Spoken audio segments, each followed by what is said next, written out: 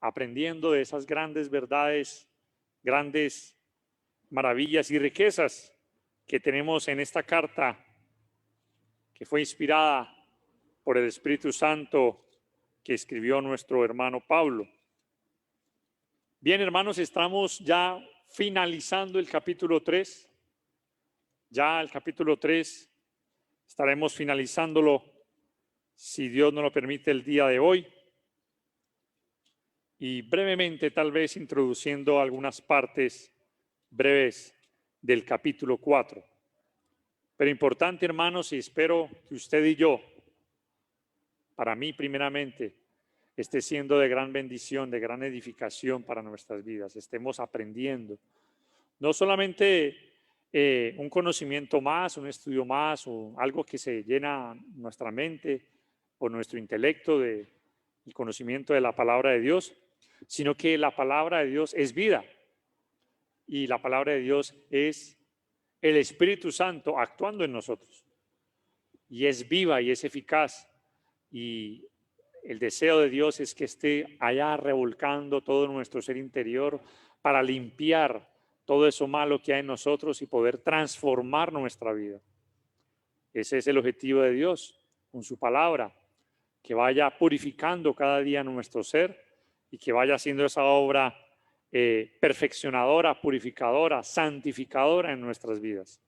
Así que Dios espera, no yo solamente, sino Dios espera que en nosotros esté actuando la palabra de Dios como sabemos que es poderosa para hacer, como la lluvia que cae y produce fruto.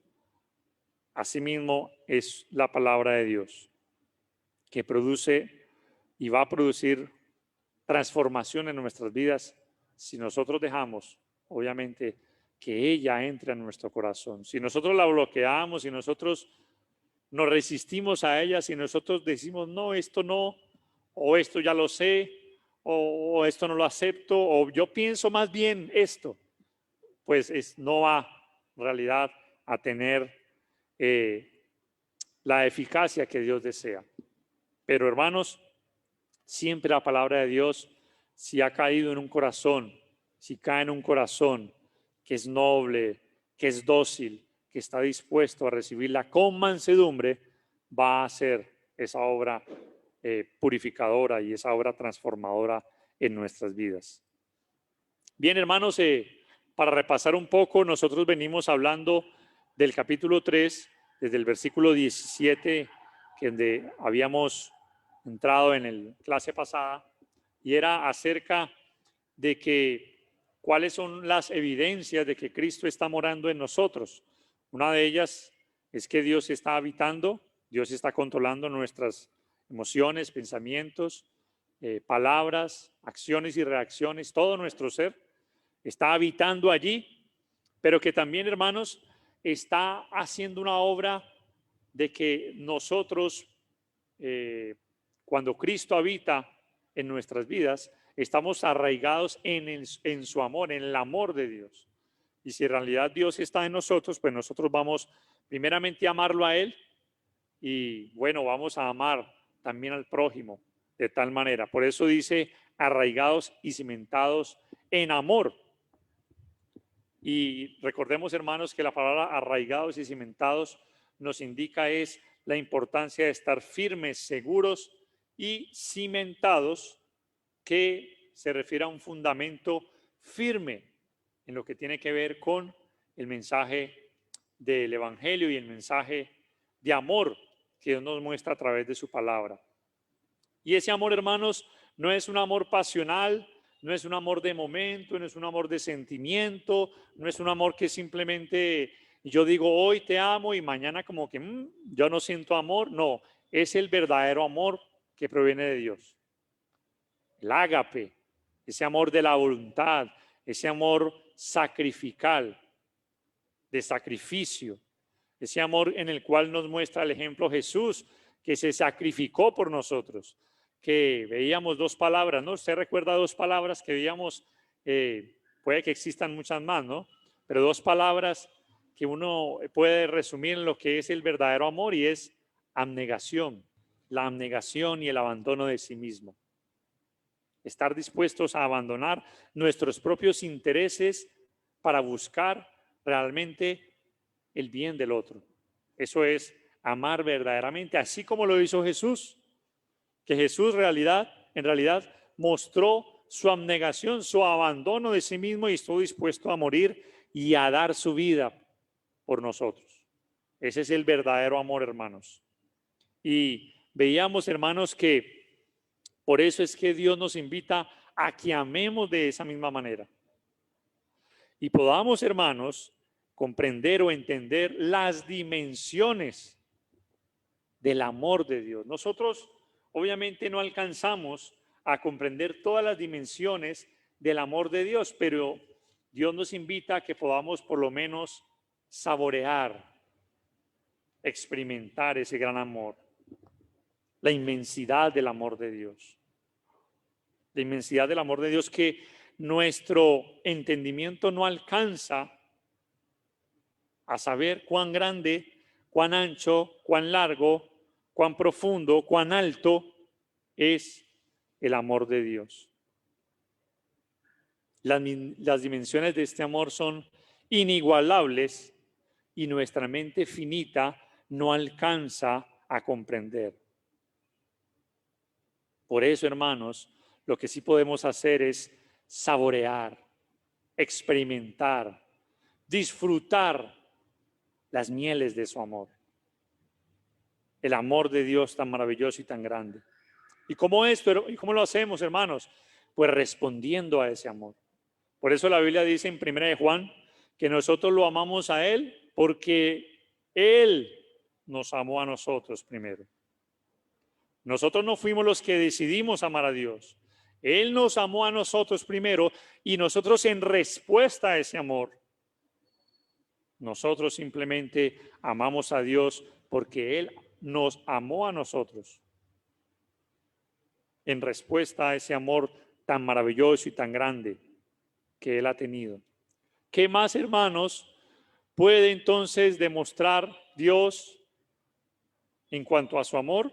Sabemos, hermanos, que lo ha demostrado, lo sigue demostrando, pero principalmente lo ha demostrado al enviar a su Hijo, para que por Él tengamos nosotros vida.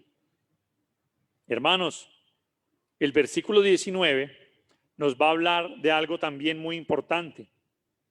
Y dice, y de conocer el amor de Cristo que excede a todo conocimiento para que seáis llenos de toda la plenitud de Dios. Hermanos, el amor que excede a todo conocimiento. Ahora, la carta, si bien usted recuerda, hermano, hermana, la carta está dirigida a los hermanos de la iglesia de Éfeso, que en su gran mayoría eran gentiles, porque Éfeso era una ciudad en su gran mayoría gentiles. Aunque habían judíos en la iglesia, la gran mayoría eran gentiles. Y los gentiles, muchos de ellos, Éfeso era una ciudad de Asia Menor, adoptaban muchas costumbres griegas, de la cultura griega. Y los griegos, hermanos, buscaban, una de las cosas que ellos buscaban siempre, y digamos que la plenitud del ser o del humano, del ser humano, porque exaltaban al ser humano, por eso vemos a lo largo de todos los escritos griegos la exaltación del hombre. Tanto es así que los dioses eran tipos de hombres, los dioses griegos, pero exaltaban mucho y se preocupaban mucho por el conocimiento. Y para ellos eso era lo más importante en la vida, el conocimiento. El conocimiento era algo que excedía cualquier cosa y las personas que adquirían el conocimiento, pues lo adquirían todo. Y por eso es que usted ve a lo largo del libro de los Hechos, a los griegos por allá, en Hechos capítulo 19, cuando Pablo llega allá a Atenas, 18, 19, él se reúne en un sitio que es el Areópago, y allí el Areópago era un sitio donde concurrían muchas personas a discutir, a hablar o a disertar sobre diferentes temas, sea de política, sea de filosofía, sea de cualquier otro tipo de ciencia, y donde se reunían los grandes filósofos a debatir también muchos temas, y ahí Pablo llegó, ¿no? Entonces los griegos, para ellos era súper importante el conocimiento, y era todo para ellos. Pero miren, hermanos, lo que dice el versículo 19, y de conocer el amor de Cristo que excede a todo conocimiento. Ahora valga la aclaración. No vamos a decir ahora que el conocimiento no es importante y que el amor sí lo es. Y entonces vamos a dejar a un lado el conocimiento. Por eso contextualicé lo que ocurría en estos momentos a la carta de Efesios. Los griegos se preocupaban mucho por el conocimiento y ellos creían que con conocer algo ya lo tenían todo. Pero no significa de que nosotros, hermanos, vamos a desligar el amor del conocimiento, porque todas las dos cosas vienen o son importantes en nuestra vida. Algunos se han excusado o han querido poner la excusa de que el amor es lo más importante, el conocimiento no es importante. Bueno, no es así. En 1 Corintios capítulo 8, si leemos ese pasaje, uno de los pasajes que el día de ayer en el estudio de los colaboradores aprendíamos, dice en 1 Corintios 8:1, en cuanto a lo sacrificado a los ídolos, sabemos que todos tenemos conocimiento, el conocimiento envanece, pero el amor edifica. Muchos se han excusado al decir de que el conocimiento no es importante y que lo más importante es el amor. Bueno, el pasaje no está diciendo eso. El pasaje está diciendo que el conocimiento sin el amor, pues va a envanecer, ¿no? Pero el conocimiento es muy importante, acompañado de la práctica y del amor que Dios desea, porque, como lo expresaba el hermano ayer, y ejemplo muy para nosotros ilustrar, y es que cuando yo amo a mi esposa es porque la conozco, y cada día que la conozco cada día me doy cuenta y la amo más. Lo mismo pasa con Dios. Cuando conocemos más a Dios, más entendemos de Él, más comprendemos de su voluntad a través del conocimiento de la palabra de Dios, más lo amamos. Y ninguno puede amar a alguien, o yo no sé si usted amó a alguien sin conocerle, ¿no? O si usted amó a su esposa sin conocerle. Pero entre más conocemos, pues más vamos amando. Y es lo mismo, hermanos. Por eso no podemos desligar el conocimiento del amor, sino que el pasaje aquí está contextualizándolo de lo que los griegos o de lo que las personas de aquella época querían obtener. Y era que el conocimiento para los griegos lo era todo. Y por eso Pablo, vuelvo y reitero, dice que conozcamos el amor de Cristo que excede a todo conocimiento.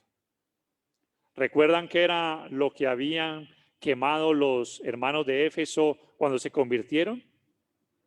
Muchos libros, ¿no? Muchos de ellos de brujerías y cosas de hechicerías, pero también posiblemente muchos otros libros de conocimiento, porque ellos estaban interesados en el conocimiento. Pero el conocimiento es importante. Y si no, mire lo que dice Colosenses, capítulo 1, versículo 9. Miren lo que dice el apóstol Pablo. Dice, por lo cual también nosotros, desde el día que lo oímos, no cesamos de orar por vosotros y de pedir que seáis llenos de ¿qué? Del conocimiento de su voluntad, en toda sabiduría e inteligencia espiritual. Miren que Pablo está orando y está pidiendo para que seamos llenos del conocimiento de Dios. Así que es muy importante que los cristianos conozcamos a Dios. Algunos conocen de Dios. Bueno, yo sé que aquí todos conocemos a Dios. Algunos conocen de Dios, pero no conocen a Dios.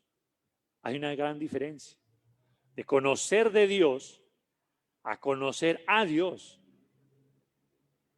Conocer de Dios es conocer cosas de Él intelectualmente y cosas que la palabra y de la escritura enseña, pero conocer a Dios va mucho más allá de simplemente entender cosas de la escritura, es poder crecer en una intimidad con Él.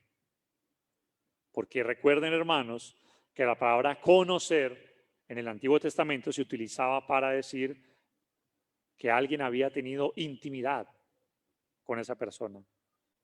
Génesis habla de que Adán conoció a Eva, no porque no supiera de ella, sino que la conoció en el sentido de que tuvo intimidad con ella.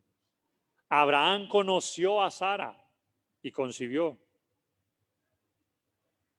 Fue porque tuvo intimidad con ella. Y así por el estilo. En todos los pasajes se habla de conocer a Dios. Así que cuando el libro de Efesios nos enseña en este pasaje y de conocer el amor de Cristo que excede, es decir, sobrepasa todo lo que aquellas personas pretendían alcanzar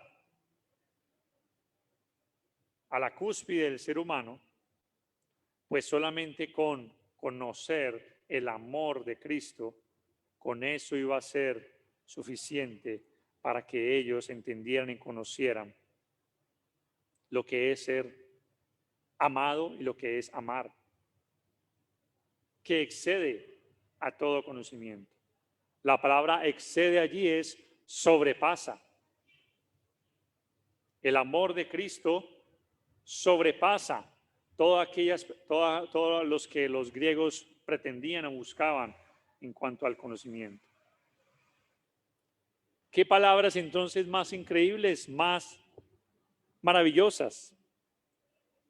Este pasaje nos dice que ese amor sobrepasa todo conocimiento, dice, para que seáis llenos de toda la plenitud de Dios. Miren, hermanos, qué palabras tan maravillosas. El Dios que todo lo llena y que llena todo, de todo me quiere llenar. Él, como lo aprendíamos en las clases pasadas, desea habitar en mi vida, habitar en mi corazón, morar allí, pero no solamente desea morar allí, sino que yo sea pleno. Todos sus atributos, su carácter y su persona me llenen hasta el límite de mi humanidad. Todos sus atributos, todo su carácter, toda su persona, atributos que sean para el ser humano, ¿no? Nosotros sabemos que nosotros no vamos a poder tener atributos que son propios de Dios, como la omnisciencia, como la omnipresencia, como la omnipotencia. Sabemos que esas cosas no. Pero de todo su carácter, de toda su persona, Dios quiere llenarnos. Y por eso el apóstol Pablo termina este verso diciendo, para que seáis. Miren que el amor de Cristo excede todo conocimiento. ¿Para qué? Para que estemos llenos del amor, de toda la plenitud de Dios, de todo lo que Dios es. Vuelvo y reitero, no de absolutamente todos sus atributos propios de Él, pero de todo lo que Él ha colocado en su naturaleza hacia el ser humano. Ustedes han visto personas que dicen que se sienten vacías de amor. ¿Sí se han encontrado con esas personas? ¿Es porque no tienen a Dios? ¿Es porque no tienen a Cristo? Porque Cristo lo llena todo. En Él, hermanos, podemos alcanzar toda la plenitud.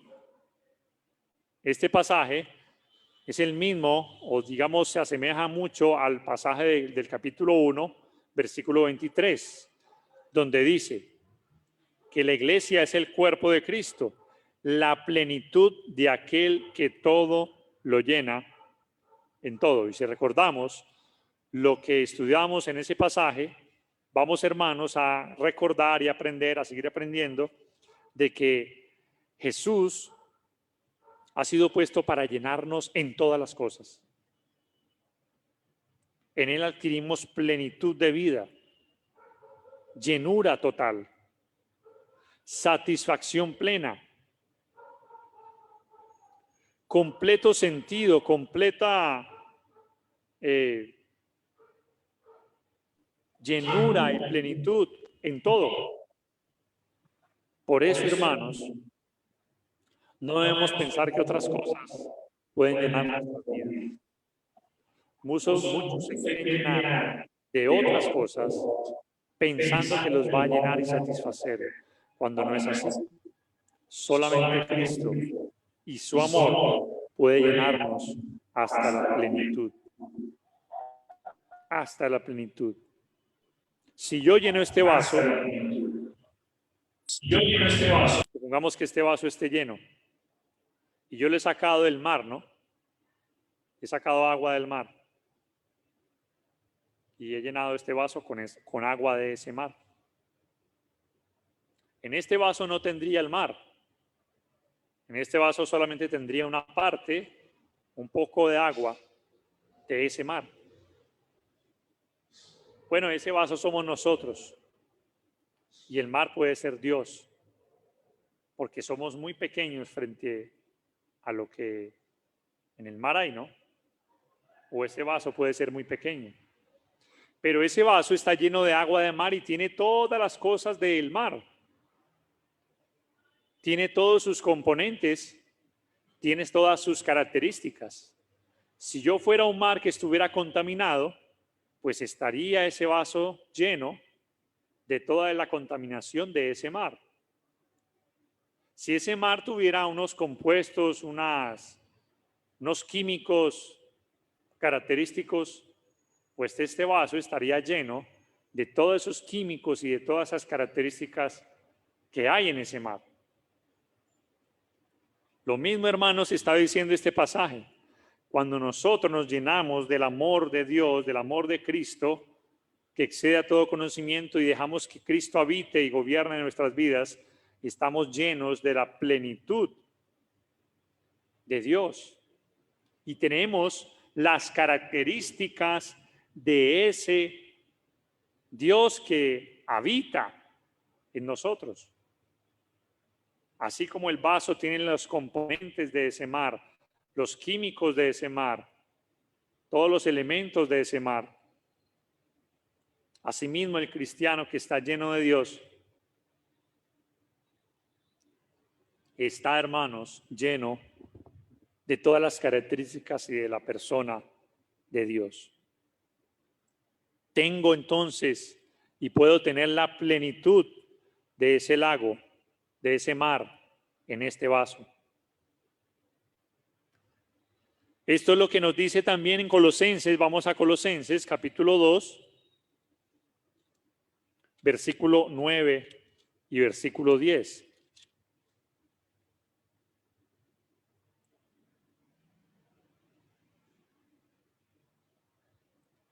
Recuerden que yo les decía, hermanos, que la carta de Efesios tiene muchas similitudes, muchas semejanzas con la carta de Colosenses.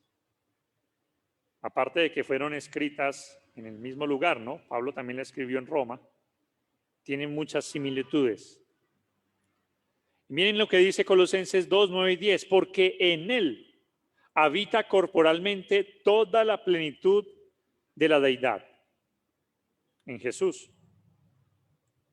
Y vosotros estáis completos en él, que es la cabeza de todo principado y potestad. El versículo 10 nuevamente nos refuerza lo que dice Efesios 3:19, que si estamos llenos de la plenitud de Dios, estamos completos, no nos hace falta nada. Y Pablo dice, para que seáis llenos de toda la plenitud de Dios, para que seáis llenos.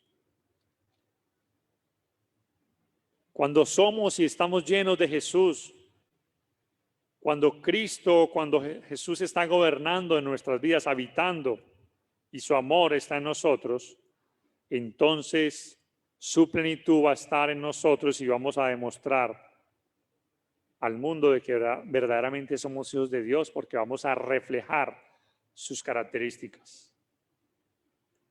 Y si Dios es amor, pues entonces si yo estoy lleno de la plenitud de Dios, yo voy a expresar amor.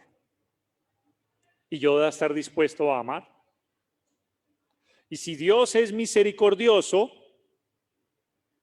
pues entonces si yo estoy lleno de Dios, de su plenitud, voy a mostrar misericordia para con los demás. Y si Dios es santo, entonces yo, si estoy lleno de la plenitud de Dios, como hijo de Dios, voy a mostrar entonces santidad en mi vida, porque estoy lleno de la plenitud de Dios. ¿Estamos? Debemos, hermanos, mostrar de qué tanto estamos llenos. Porque si estamos llenos de Dios, vamos a mostrar, a expresar, eso va a fluir con completa naturaleza, con completa espontaneidad, no tenemos que forzar nada, porque estamos llenos de Dios.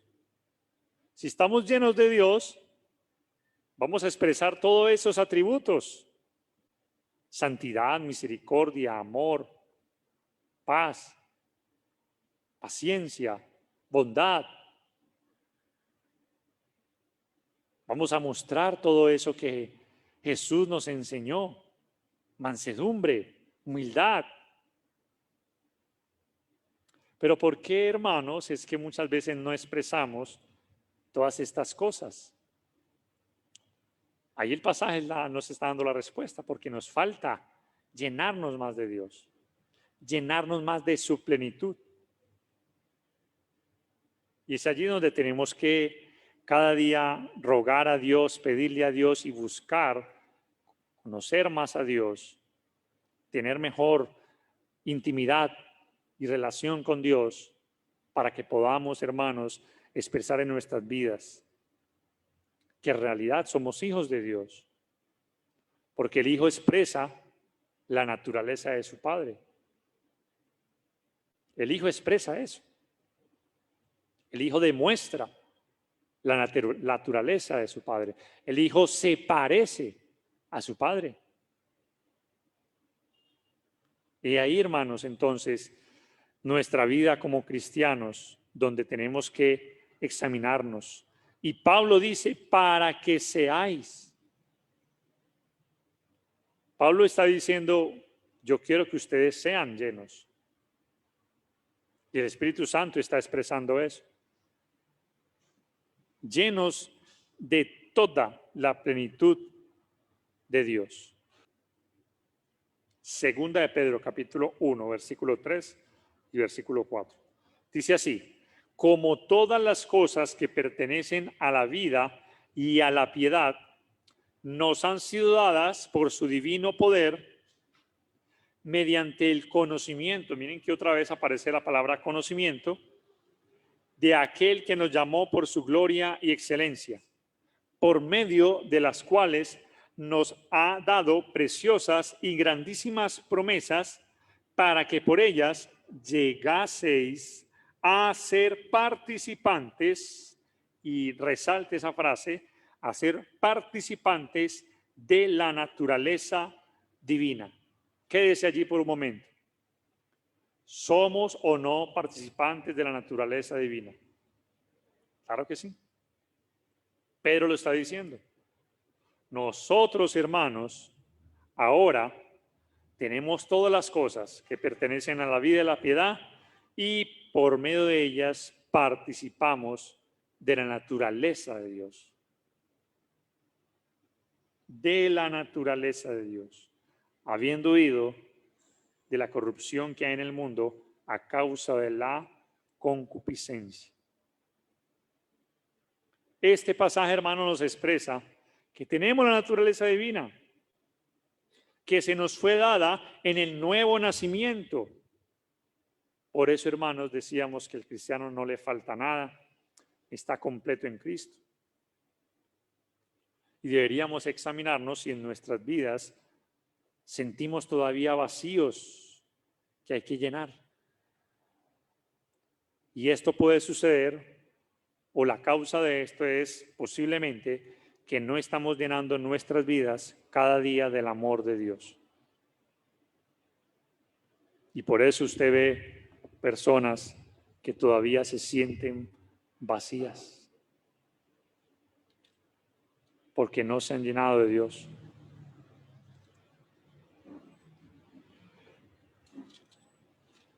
Volviendo a Efesios, hermanos, entonces, el capítulo 3, el versículo 20, nos dice, y a aquel que es poderoso para hacer todas las cosas mucho más abundantemente de lo que pedimos o entendemos, según el poder que actúa en nosotros. Aquí el pasaje, hermanos, nos va a dar a entender una verdad muy importante en nuestras vidas. Y es que nosotros no caminamos solos como cristianos en este mundo. Que tenemos, hermanos, algo de lo cual muchas veces no valoramos o no visualizamos o tenemos por allá escondido en el conocimiento y no alcanzamos como a vislumbrar. Una riqueza muy importante. ¿Y sabe cuál es? El poder de Dios en nuestras vidas. El poder de Dios. Dios, hermanos, no nos ha dejado a la deriva. Dios no nos ha dejado a la aventura. Dios, hermano, nos acompaña con su poder. Y Él hace todas las cosas por el poder que en Él hay para nuestras vidas y para nuestro beneficio. Por eso, hermanos, el Señor Dios que nos ha elegido, que nos ha redimido y que nos ha sellado con su Espíritu, que nos ha dado vida cuando estábamos muertos, que nos ha sentado en lugares celestiales cuando no merecíamos esto, que como lo tocaba ahora el hermano Edward al principio, que dice Filipenses, que ha empezado una buena obra en nosotros y que la va a perfeccionar, nos da el poder, hermanos, para enfrentar esta vida, para llenarnos de poder. Hermanos, porque a veces nos basamos mucho en las palabras.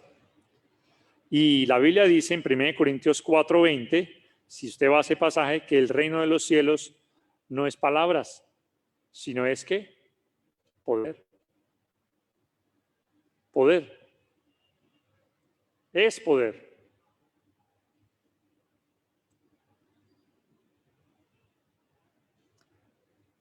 Muchas veces no valoramos o no tomamos esto que Dios nos enseña, ese poder. Porque si Dios está habitando en nosotros, su poder está también habitando en nuestras vidas. ¿El poder para qué? ¿Para levantarnos y levitar en el aire? No. ¿O para con la mano decirle a esa silla que se levante y levantarla? No, no, no es un poder de magia o de hacer que llueva, que caigan rayos. No. Hermanos, el poder para vencer el pecado. Tenemos el poder para vencer el pecado. El poder para amar. El poder para enfrentar las adversidades de esta vida. El poder para pasar las pruebas. El poder, como lo expresa allí, de que somos escuchados, el poder de la oración por Dios. Somos escuchados por Dios. El poder para perdonar. Usted sabe que uno que no es cristiano no perdona fácil, y si perdona como que por allá guarda, ¿no? Y dicen el dicho, yo perdono pero no olvido. El cristiano tiene el poder para perdonar, verdaderamente. Y por eso Jesús habló en una ocasión y dijo que cuando tengamos algo contra alguien, perdonemos ¿de qué? De todo corazón. Porque Él sabe que tenemos el poder para perdonar. El poder para olvidar las ofensas. El poder para predicar, porque el Evangelio es el poder de Dios. El poder para enseñar. El poder para ejercer un don que Dios nos haya dado. El poder para muchas cosas, hermanos, de las cuales nosotros muchas veces no usamos. No usamos. O las escondemos, o las apagamos, o no sé qué hacemos con ellas. Pero tenemos el poder. Y Pablo en cierta ocasión le dijo a Timoteo esto, en 2 Timoteo capítulo 1, versículo 7, Timoteo contextualizándoles un poco ese pasaje que vamos a leer, Timoteo probablemente estaba un poco desanimado porque Pablo había sido encarcelado, su maestro o su padre espiritual ahora iba a ser muerto y probablemente Timoteo estaba pasando por un bajón espiritual, ¿no? Estaba un poco alicaído. Y Pablo le dice en 2 Timoteo capítulo 1, cuando le escribe la carta,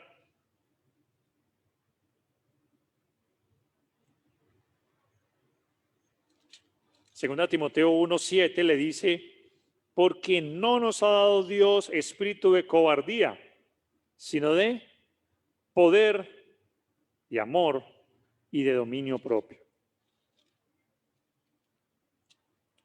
Poder, hermanos, para enfrentar las dificultades como la estaba enfrentando tal vez Timoteo. Y Pablo le dice, inspirado por el Espíritu Santo, Dios te ha dado a ti, como le ha dado a usted, hermano, hermana, no un espíritu de cobardía, sino de poder, para vencer cualquier tentación, cualquier pecado. No existe la excusa de decir no puedo, porque por el poder de Dios sí podemos. Él nos da el poder, porque si no sería mentira lo que estamos leyendo aquí en Efesios, que Él tiene el poder para hacer mucho más, todas las cosas mucho más abundantemente de lo que pedimos, es decir, de lo que oramos y también de lo que entendemos. Hermanos, hay cosas en nuestras vidas que nos ocurren. Yo no sé si usted le ha pasado, usted a mí me ha pasado. Hay cosas en nuestras vidas que nos ocurren y que no las entendemos. ¿Y por qué esto? ¿Y por qué esto así? ¿Y por qué este día así? ¿Por qué me pasó esto? ¿Y por qué lo otro? ¿Y sabe cuál es la respuesta? Este pasaje. Ahí está la respuesta. Dios hace las cosas mucho más allá de lo que nosotros, nuestra cabeza finita, pueda entender. Muchas veces no las entendemos. Por eso mismo, porque Dios las hace mucho más de nuestro entendimiento. Pero ojo, siempre buscando nuestro bienestar. Porque no, nada malo proviene de Dios. Siempre buscando nuestro bien. Pero nosotros no las entendemos. No las entendemos como que, pero no entiendo por qué esto. No las vamos a entender. Posiblemente no las entendamos. Precisamente el pasaje está diciendo eso. Que Él es poderoso para hacer las cosas mucho más abundantemente de nuestro entendimiento, de lo que nosotros entendemos. Entonces, cuando usted y yo nos esté ocurriendo algo, pues sepamos eso, hermanos, que Dios hace las cosas más allá de nuestro entendimiento. Y el versículo 21 dice, a Él sea gloria en la iglesia, en Cristo Jesús, por todas las edades, por los siglos de los siglos. Amén. Termina Pablo el capítulo 3, termina esta idea, porque ahora luego va a pasar a otra idea, dándole la gloria a Dios. Y la gloria a Dios se le da en la iglesia. Y por eso el pasaje dice, a Él sea gloria en la iglesia, en Cristo Jesús, por todas las edades. Si alguien quiere glorificar a Dios, debe hacerlo dentro de la iglesia. Nadie fuera de la iglesia podría decir que va a glorificar o puede glorificar a Dios. Porque no está dentro de su propósito. No está, estamos hablando de las personas, porque yo sé que la creación, los seres creados, las plantas, los animales y toda la creación da gloria a Dios, cumpliendo su propósito. La iglesia, que es su propósito eterno, da la gloria a Dios. Pero aquellos que están fuera del propósito de Dios, pues no podrían darle gloria a Dios porque no están dentro de su propósito, no están dentro de la iglesia. Y solo en la iglesia es que se le da a Dios gloria. Nadie fuera de ella podría darle gloria. Nadie fuera de la iglesia podría dar gloria a Dios. Podría pronunciar esas palabras, pero no subirían ante el trono de Dios. Podría cantar una canción que dijera gloria a Dios, pero no subiría esa alabanza ante la presencia de Dios. Porque solo quien hace parte del propósito de Dios, de ese propósito eterno, que es su iglesia, puede dar gloria a Dios. Así que usted fuera de la iglesia no podría glorificarlo. Nadie puede glorificar, y volvemos nuevamente al punto que ya habíamos tocado en cierto estudio pasado. Nadie fuera de la iglesia puede sobrevivir y glorificar o exaltar a Dios. Porque si está fuera de ella es como si algún miembro de nuestro cuerpo estuviera fuera y no podría sobrevivir ese miembro de nuestro cuerpo. Y por eso Pablo termina diciendo esas palabras. A Él sea gloria en la iglesia, en Cristo Jesús, por todas las edades, por los siglos de los siglos. Amén.